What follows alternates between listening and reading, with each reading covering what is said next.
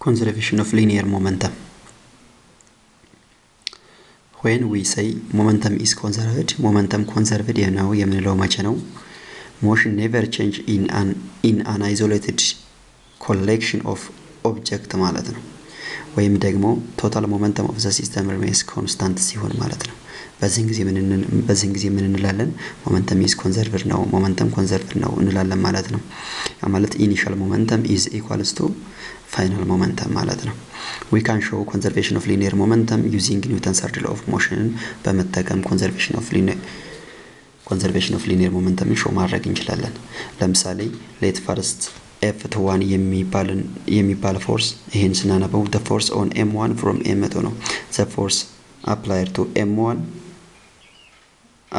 M1 by M2 ማለት ነው። F12 ማለት ደግሞ the force applied on M2 by M1 ማለት ነው። ስለዚህ F12 the force on M1 from M2 F12 the force on M2 from M1 ኒውተንስ third law ማለት በነገራችን ላይ አክሽን ሪአክሽን ፎርስ የምንለው ነው። ኢኳል ኢን ማግኒቲዩድ በት ኦፖዚት ኢን ዳይሬክሽን የሆነ ፎርስ ማለት ነው። ስለዚህ ኒውተንስ third law ስንጻፍ F12 equals to minus F21 ብለን እንጽፈዋለን ማለት ነው። ከዚህ ምንድነው የምናየው? F12 plus F21 is equals to 0 እንላለን። ይሄን ወደዚህ መውሰድ ነው የምናደርገው ማለት ነው።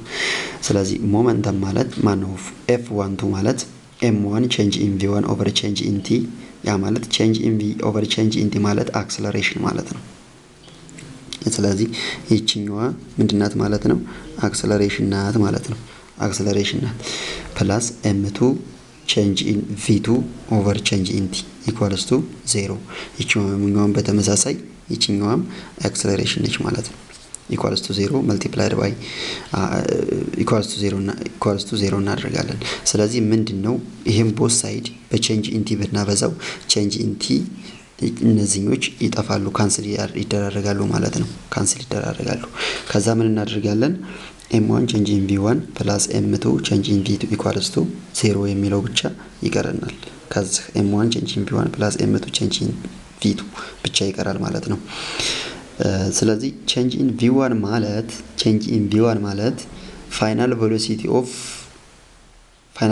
of the first particle ሲቀነስ initial velocity of the second particle ማለት ነው። ያ ማለት M1 into M1F minus V0F ስለዚህ V01 ስለዚህ ምንድነው የአንደኛው የማስዋን ያለው ፓርቲክል ፋይናል ቬሎሲቲ ሲቀነስ ማስዋን ያለው ፓርቲክል ኢኒሻል ቬሎሲቲ ሲደመር በተመሳሳይ M2 into V2F minus V02 ማስቱ ያለው ፓርቲክል ፋይናል ቬሎሲቲ ሲቀነስ ማስቱ ያለው ፓርቲክል ኢኒሻል ቬሎሲቲ equals to 0 ይሄንን በታተን እንጽፈዋለን። M1 V1F minus M1 V01 plus M2 V2F minus M2 V02 equals to 0 ብለን እናስቀምጣለን። ከዚህ M1 V1F plus M2 V2F ፖዚቲቮቹ ፋይናሎቹ ወደዛ አድርጓቸው equals to ኢኒሻሎችን ደግሞ ከኮሎናል ወደዚህ ወሰድኳቸው M1 V01 plus M2 V02 ከዛ M1 V01 ማለት P01 ማለት ነው። M2 V02 ማለት P02 ይሆናል። M2 V02F PF2 ይሆናል። M1 V1F PF1 ይሆናል። ከዚህ ምንድነው? ከዚህ P1F ይሄንን ወደዚህ ከዚህ ኢኒሻል ሞመንተሞችን ወደዚህ በኩል ያመጣዋቸው። ስለዚህ P01 plus P02 equals to P1F plus P2F ስለዚህ ሞመንተም P total is equals to P1 plus P2 by the way ሞመንተም ቬክተር ኳንቲቲ መሆኑን እንዳትረሱ። ያው ሁሉንም ባልጽፍበትም ቬክተር ኳንቲቲ መሆኑን ግን እናትረሱ። this is called conservation of linear momentum ብለን እንጠራዋለን ማለት ነው።